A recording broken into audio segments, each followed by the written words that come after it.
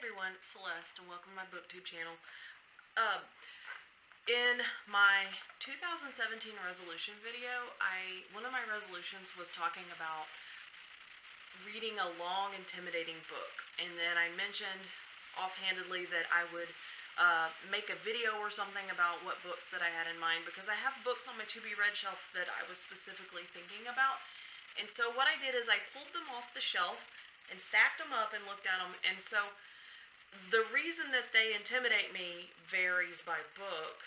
Different books are intimidating to me personally for different reasons, but the long part of it, what I basically made as sort of like my boundary or whatever, my personal restriction as far as the list goes, is that it just had to have more than 600 pages, which is not really that great of a defining aspect, because some books have wider margins than others, and some books have smaller print or larger print or what have you. So really that's an arbitrary decision, but it's the decision that I made, so I figured, we'll go with that. So have my list handy. Okay, so the first one that I'm going to show, let's see, because of both length, and I mentioned this in my other video, is Moby Dick by Herman Melville. And the reason that I find it long is because it is long, and I find it intimidating because of Melville's writing style. If you've never read anything from Herman Melville, then you wouldn't necessarily be aware, but maybe you've read something. His prose is, he was good friends with Hawthorne. His prose is very flowery and very long and extended. And in Moby Dick, from what I have heard, he talks about whaling and things. There's a whole glossary in the back of the novel that has whaling and sailing terms. So yay, So it's intimidating to me because of the content and the writing style. Another one that is intimidating to me because of the writing style, not the writing style, the content is, and the band played on by Randy Schultz. And this book is also long, and it's intimidating to me because of the content, because this book is about the HIV/AIDS crisis, and it's a nonfiction piece, but there are a lot of accounts that are very personal and descriptions that are very heartbreaking. And I went through a phase where I read a lot of memoirs and books and watched documentaries. I was just very, very interested in learning all that I could about HIV and AIDS for no reason other than the fact that I was curious. So I didn't have this one during that time, but I've since gotten a copy of it, and it's on my list of, I'm still interested in that topic. I'm still learning about that.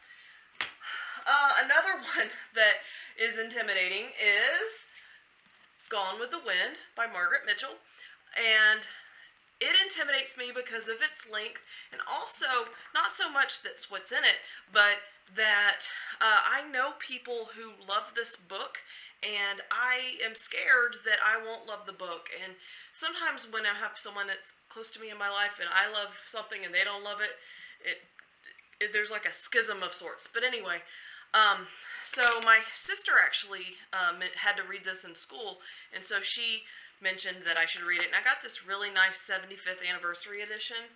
It's paperback, and it's nice. It's a nice floppy paperback, and the print in it it seems a little small to me, so it feels long to me. Okay, so next, and this was on the shelf behind me, and you might have seen it in one of my other videos. It's Infinite Jest. It's got dust on it, dust bunnies. Infinite Jest by David Foster Wallace, and let me put it in the frame. You see it? It's shining. Okay.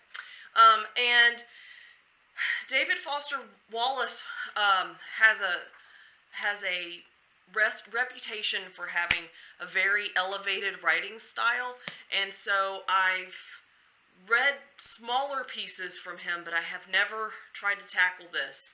And it's intimidating to me because I am college educated, I have a master's degree, and I'm scared that I'll read it and I won't really understand it, and it makes me feel bad. I don't know. Let's see, next. I have Patrick Rothfuss's The Name of the Wind, and my copy is actually, let's see if I can show it. My copy is signed from NerdCon, the first NerdCon stories that we had in Minneapolis in 2015. And I am one of those terrible people who had an author sign a book that I hadn't even read.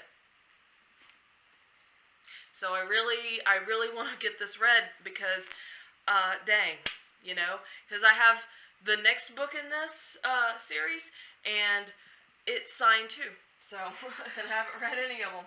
I also have Wolf Hall by Hilary Mantel, and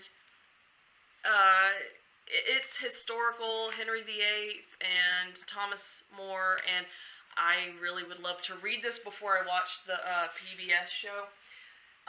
Let's see. I also have Dangerous Women, which feels after today, after what the recent events, feels very applicable. I really need to read this. But it's compiled by a lot of authors, and it's edited by George R.R. Martin and Gardner Dozois. See, and it's really super long, but I'm excited to read this. And last but not least, of intimidating longer books that I have on my list that I was thinking of is A Little Life by Hanya Yanagihara.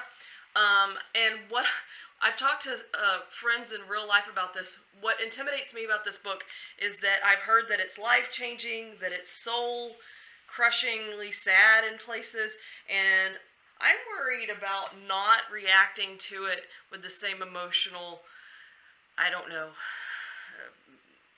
meaning as other people. Sometimes I worry that I'm too cold whenever I read a book. So, anyway, so those 8 books, was it 8? 1, 2, 3, 4, 5, 6, 7, 8 books are the books that I was thinking of. They're on my to-be-read shelf. Some of them have been on there for a while. And if you've read any of them, or you have opinions or suggestions for how I should tackle them, please let me know in the comments. I would love to kind of know which direction to go. I mean, I'm eventually going to read all of them, but which one should I pick up first, I guess, is what I'm asking. And that's all I've got for tonight, or today, whatever time you're watching. So thank you for watching. Let me know what you think, and I will see you next time. Bye.